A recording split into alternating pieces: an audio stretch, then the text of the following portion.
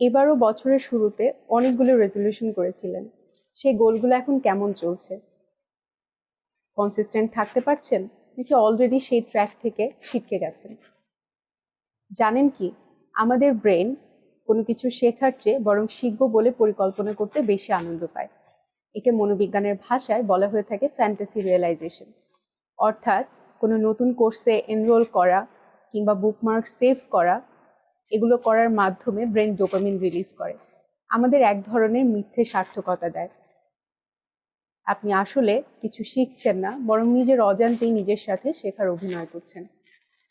এই গোলকধাঁধা থেকে বের হতে আপনার প্রয়োজন একটি প্র্যাকটিক্যাল প্ল্যান। আর এই ক্ষেত্রে আপনার ক্যারিয়ার এবং প্যাশনকে ট্র্যাকে ফেরাতে ব্যবহার করুন clear model. C represents collaborative. একা একা যে কোনো স্কিল শেখা কঠিন, সেক্ষেত্রে কোনো ওয়ার্কশপ বা এমন কোনো গ্রুপে জয়েন হতে পারেন যেখানে সবাই একই জিনিস শিখছে। সঙ্গী থাকলে ট্র্যাক থেকে বেরিয়ে আসা কঠিন হয়ে পড়ে। এল রিপ্রেজেন্টস লিমিটেড। একসাথে অনেক কিছু শেখা অসম্ভব। এক্ষেত্রে আপনার প্রত্যাশাকে লিমিট করুন এবং আপনার ফোকাসটাকে ন্যারো রাখুন। যেমন হতে পারে যে আগামী 30 দিন আমি শুধুমাত্র এই একটি স্কিলের ওপর ফোকাস করব এবং এই একটি স্কিল শিখব। অনেক ক্ষেত্রে মাল্টিটাস্কিং আপনার প্রোডাক্টিভিটিকে নষ্ট করে দেয়।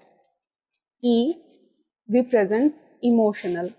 শুধুমাত্র এই স্কিলটি শিখতে হবে বলেই শিখবেন, ব্যাপারটি এমন না রেখে যদি তার সাথে কোনো আবেগ জুড়ে দেওয়া যায়, সেক্ষেত্রে আপনার গোলটিতে পৌঁছানোর জন্য সেটি সহায়তা করবে। যেমন হতে পারে যে এই স্কিলটি আমি শিখবো, এটি আমার ড্রিম জবে আমাকে পৌঁছে দেবে এবং জবটি করার মাধ্যমে আমি আমার মা বাবার বিভিন্ন স্বপ্ন পূরণ করতে পারবো বা নিজের যে কোনো একটি স্বপ্ন বা শখ আমি পূরণ করতে পারবো। এ রিপ্রেজেন্টস অ্যাপ্রিসিয়েবল। বড় সিলেবাস দেখে ঘাবড়ে যাবেন না, বরং আপনার সেই গোলটিকে ছোট ছোট অংশে ভাগ করে করতে পারেন। যেমন হতে পারে আজকে আমি পুরো সিলেবাসের এই পুরো চ্যাপ্টারটি না দেখে বরং শুধু এই ইন্টারফেসটি দেখব। এতে করে এই ছোট জয়গুলো আপনার আত্মবিশ্বাস অনেক বাড়িয়ে দেবে, পরবর্তীতে কাজে আরও আপনাকে উৎসাহিত করবে। আর রিপ্রেজেন্টস রিফাইনেবল। আপনার লক্ষ্য পূরণের জন্য খুব বেশি স্ট্রিক্ট না হয়ে বরং ফ্লেক্সিবল হন। যেই স্কিলটি বা যেই লক্ষ্যটি আপনি অর্জন করতে চাচ্ছেন, সময়ের সাথে সাথে যদি বুঝতে পারেন সেটি আপনার পক্ষে সম্ভব হচ্ছে না অথবা আপনি আগের মতো আগ্রহ পাচ্ছেন না, সেক্ষেত্রে সুযোগ বুঝে সেটির ধরন পরিবর্তন করুন। সময় বুঝে সিদ্ধান্ত পরিবর্তন করা মানে হার মেনে নেওয়া নয়, বরং নিজেকে চেনা। মনে রাখবেন, অগোছালোভাবে যে কোনো কাজ শুরু করা মানুষটি নিখুঁত প্ল্যানের আশায় বসে থাকা মানুষের চেয়ে অনেক গুণ এগিয়ে থাকে। Don't just wish for it, work for it.